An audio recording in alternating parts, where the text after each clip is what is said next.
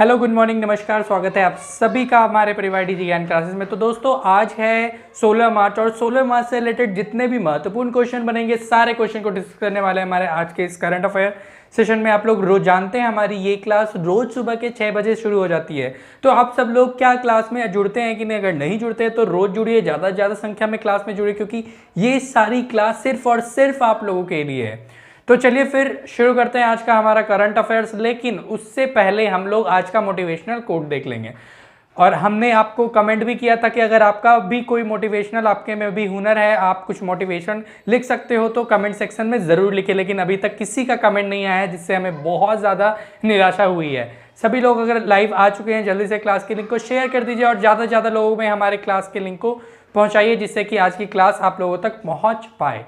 तो आज का मोटिवेशनल कोट है, ऐसी कोई मंजिल नहीं जहां पहुंचने का कोई रास्ता नहीं। बिल्कुल सही बात है। अगर आपको कुछ करना है तो आपको उसके लिए कड़ी मेहनत करनी पड़ेगी, जिसे हम लोग अपने मंजिल को पाने के लिए कर रहे हैं।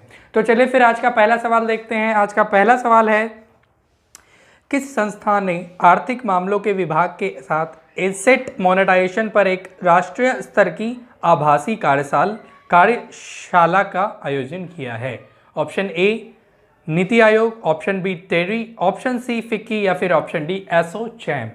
आपके सामने 4 ऑप्शन है, आपको सोच समझ कर जवाब देना है। तो दोस्तों option number A NITI Aayog का तो नाम सुना ही होगा आपने। नीति आयोग ने ही ये जो आर्थिक मामलों के विभाग के साथ एक एसेट मोनेटाइजेशन पर एक राष्ट्रीय स्तर की जो आभासी कार्यशाला हुई थी, इसका आयोजन नीति आयोग ने किया था। अब नीति आयोग के बारे में जानिएगा दोस्तों। नीति आयोग का एस्टैब्लिशमेंट 1 जनवरी 2015 को हुआ था, जिसको हम लोग थिंक टैंक ऑफ इंडिया के नाम से भी जानते हैं। ठीक है, चलिए क्या बात है।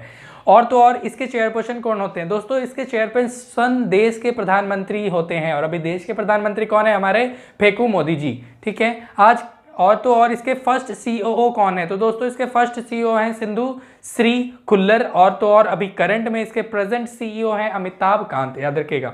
और थिंक टैंक ऑफ इंडिया कहा जाता है नीति आयोग को। ठीक है, चलिए आज का दूसरा सवाल देखते हैं। आज का दूसरा सवाल आपके स्क्रीन पर लाया जाए। कंप्यूटर जी आ गया, क्या बात है। आज का दूसरा प्रश्न है, हाल ही में किस देश ने ब्रिक्स CGETI की पहली बैठक की अध्यक्षता की थी? बताइए, किस देश ने ब्रिक्स CGETI की पहली बैठक की अध्यक्षता की थी? भारत, चीन, दक्षिण अफ्रीका या फिर रूस? ऑप्शन ए, बी, सी या डी? तो दोस्तों इसका सही जवाब होगा ऑप्शन नंबर ए, भारत। ठीक है, भारत ने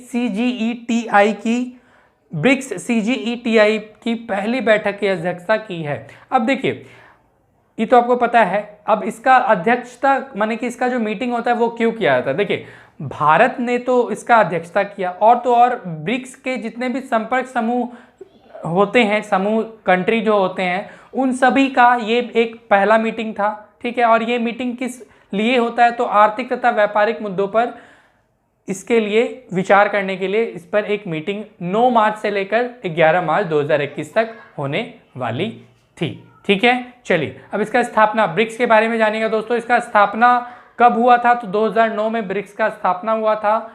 और तो और इसके टोटल मेंबर्स कितने हैं? याद रखिएगा, पहला B for Brazil, I for India, R for Russia, C for China, S for South Africa. South Africa last में जुड़ा है, याद रखना है। और इसका जो फर्स्ट मीटिंग हुआ था वो फर्स्ट मीटिंग 20 सितंबर 2000, बताइए कमेंट कीजिए, 2005 में हुआ था। ठीक है, सॉरी 2006 में हुआ था। ठीक है, चलिए आगे बढ़ते हैं। आज का अगला सवाल देखते हैं। आज का तीसरा प्रश्न।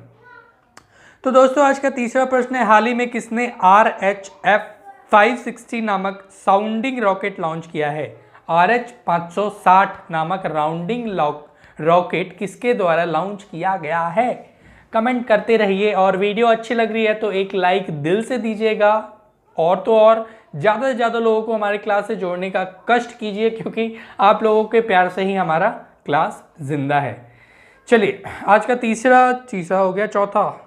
चलिए ठीक है, तो दोस्तों तीसरा सवाल का सही जवाब होगा ए, इसरो। इसरो हमारा भारत का है, तो इसरो ने ही ये जो रॉकेट है RH 560 नामक साउंडिंग रॉकेट, इसको लॉन्च किया है। इसरो के बारे में हम लोग आगे भी पढ़ लेंगे, क्योंकि इसरो से रिलेटेड आगे भी एक क्वेश्चन है। ठीक है, चलिए अगला सवाल देखते हैं। आज का चौथा प्रश्न, हाल ही में किस राज्य में रसिन बांध और चिल्लीमल बांध का उद्घाटन किया गया है? रसिन और चिल्लीमल बांध का उद्घाटन कौन से राज्य में किया गया है? ऑप्शन है राजस्थान, उत्तर प्रदेश, महाराष्ट्र या फिर इनमें से कोई नहीं। तो दोस्तों याद रखिएगा ऑप्शन नंबर बी बेंगलुरु, ठीक है, बेंगलुरु में इसका उद्घाटन किया गया है। किसका उद्घाटन किया गया है, सॉरी, इसका सही जवाब होगा ऑप्शन नंबर बी, बिल्कुल बेंगलुरु नहीं है, option number B Uttar Pradesh है, ठीक है, उत्तर प्रदेश में इसका उद्घाटन किया गया। उत्तर प्रदेश के बारे में जानिएगा, राजधानी लखनऊ है, और तो और यहाँ के गवर्नर आनंदीबेन पटेल है, और यहाँ के चीफ मिनिस्टर कौन है भैया, योगी आदित्यनाथ, ठीक है, यहाँ के चीफ मिनिस्टर है योगी आदित्यनाथ। और तो और उत्तर प्रदेश का कुछ इंपॉर्टेंट करंट अफेयर्स है, जैसे कि आपका बाल श्रमिक विद्या योजना, पहला करंट अफेयर। दूसरा है नवीन रोजगार छतरी योजना, बिल्कुल सही बात है, ये सब एग्जाम में पूछ सकता है। तीसरा है प्रवासी राजमित्र ऐप लॉन्च किया गया था, किसके द्वारा, हमारे योगी आदित्यनाथ जी के द्वारा। और तो और आयुष कवच ऐप का भी शुरुआत किया गया उत्तर प्रदेश में। आज का 5वां प्रश्न देख रहे हैं, आज का 5वां प्रश्न है, हाल ही में भारत का पहला केंद्रीयकृत एसी रेलवे टर्मिनल कहाँ बनाया। लो भाई, अब आजकल टर्मिनल भी एसी रेलवे माने कि क्या बोलते हैं, वातानुकूलित टर्मिनल बनने लगे हैं। तो बताइए देश का पहला वातानुकूलित टर्मिनल कहाँ बना है, रेलवे टर्मिनल, बताइए, कमेंट कीजिए।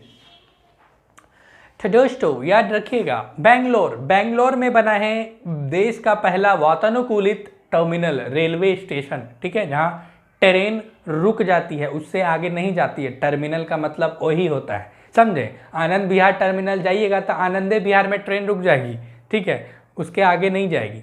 बगल से लाइन है नई दिल्ली जाने का, ये चीज़ याद रखिएगा। चलिए अब थोड़ा इंडियन रेलवेज के बारे में जान लें दोस्तों। इंडियन रेलवेज का एस्टैब्लिशमेंट 16 अप्रैल 1853 को हुआ था, 16 अप्रैल 1853 को स्थापना हुआ, और इसका हेडक्वार्टर नई दिल्ली में है। और तो और इसमें टोटल नंबर ऑफ एम्प्लॉय कितने हैं, अरे भैया 13,08,000 टोटल एम्प्लॉय हैं, लेकिन अभी देखिए बहुत वैकेंसी है भाई। चलो आगे बढ़ते हैं, आज का 6ठा प्रश्न देखते हैं। हाल ही में किस राज्य में अर्जुन सहायक परियोजना शुरू की गई है। अर्जुन सहायक परियोजना हाल ही में कौन से राज्य में शुरू की गई है, आपके सामने क्वेश्चन। ऑप्शन है राजस्थान, उत्तर प्रदेश, महाराष्ट्र या फिर इनमें से कोई नहीं। ऑप्शन ए, बी, सी और डी, कमेंट कीजिए सभी लोग, छठे का जवाब दें। और 5 का सही जवाब था बेंगलुरु, ठीक है, बेंगलुरु इसका बिल्कुल राइट आंसर था। और छठे का सही जवाब है यूपी, उत्तर प्रदेश। अभी बताए ना गवर्नर सीएम, अब बताएंगे वहां का फोक डांस। इसका सही जवाब होगा उत्तर प्रदेश, जहाँ के योगी आदित्यनाथ जी चीफ मिनिस्टर है। और तो और यहाँ का फोक डांस बहुत ज़्यादा इंपॉर्टेंट है, जैसे कि आपका Nautanki folk dance, Raslila folk dance, Kajri folk dance, Chhapeli folk dance, Jhora folk dance, और तो और जायता फोक डांस। सारे इंपॉर्टेंट फोक डांस एग्जाम में 100% देखने को मिल सकता है। आज का 7वां प्रश्न कंप्यूटर जी स्क्रीन पर लगा दिया जाए, आ गया भाई। चलो आज का 7वां प्रश्न है, मिशन नगर उदय कार्यक्रम का आयोजन किस राज्य में किया गया है। नगर उदय कार्यक्रम का आयोजन कौन से राज्य में किया गया है। ऑप्शन है मध्य प्रदेश, उत्तर प्रदेश, गुजरात या फिर आंध्र प्रदेश। ध्यान से सोच समझकर जवाब दीजिएगा, और आप लोग वीडियो को शेयर नहीं करते, हमारा दिल टूट जाता है मालिक। तो हमारे वीडियो को ज़्यादा से ज़्यादा लोगों में शेयर कीजिए, और अगर चैनल पर नए हैं तो चैनल को सब्सक्राइब करके बेल नोटिफिकेशन को ऑल पर कर दीजिएगा।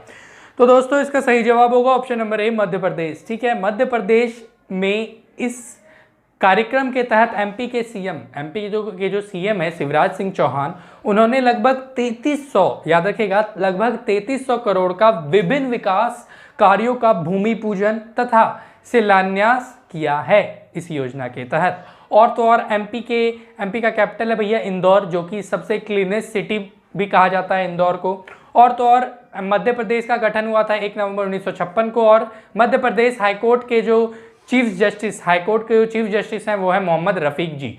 और लोकसभा की 29 सीटें, राज्यसभा की 11 सीटें। इसके 5 पड़ोसी राज्य हैं। पहला राज्य है महाराष्ट्र, दूसरा राज्य छत्तीसगढ़, तीसरा राज्य है उत्तर प्रदेश, चौथा राज्य है राजस्थान और 5वां राज्य है गुजरात। आपके सामने मैप दिख रहा है, ठीक है। चलो आज का 8वां प्रश्न देखते हैं। तो दोस्तों 8वां प्रश्न है, Karunanidhi a life in politics, यह पुस्तक किसने लिखी है। Karunanidhi a life in politics, यह पुस्तक किसके द्वारा लिखा गया है। ऑप्शन ए है Sandhya Ravishankar, option B Ruskin Bond, option C Muralidharan या फिर ऑप्शन डी अरुंधति रॉय।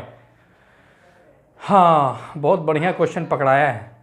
तो याद रखिएगा भैया, ऑप्शन नंबर ए जो होगा संध्या रविशंकर, बिल्कुल इसका सही जवाब होगा। ठीक है, याद रखिएगा।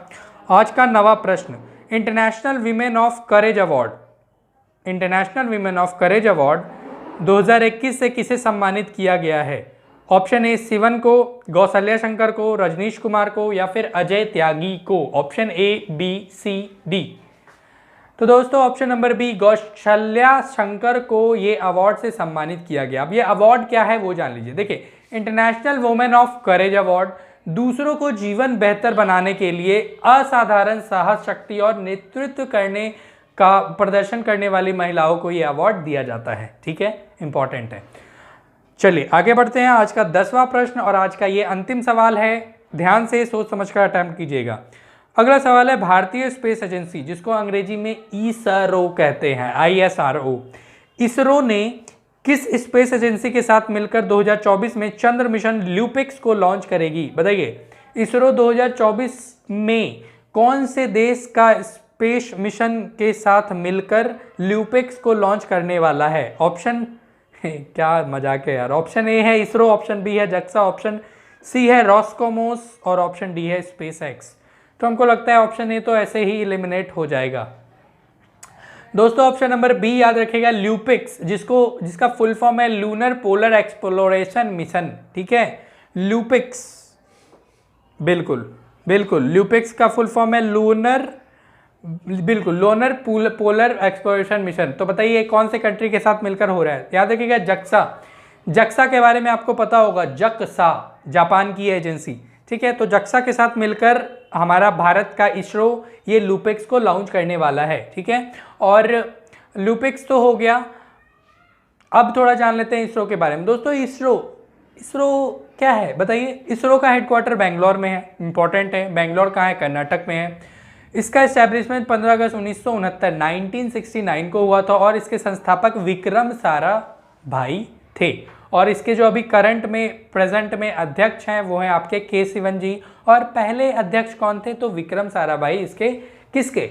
इसरो के पहले अध्यक्ष थे।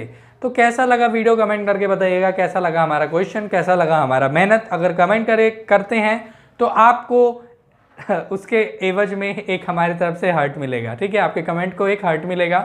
तो अगर चैनल पर नए हैं, चैनल को सब्सक्राइब कर लीजिएगा, वीडियो को शेयर कीजिए, ज़्यादा से ज़्यादा लोगों तक हमारे वीडियो को पहुंचाइए। और तो और ऐसी ही वीडियो के लिए, ऐसी ही करंट अफेयर क्लास के लिए हमारे चैनल को रोज़ विजिट करें और रोज़ चैनल को सब्सक्राइब करके हमारे वीडियो को ज़्यादा से ज़्यादा लोगों तक पहुँचाइए। चलिए फिर मिलते हैं अगली क्लास ठीक सुबह के 6 बजे। तब तक के लिए धन्यवाद।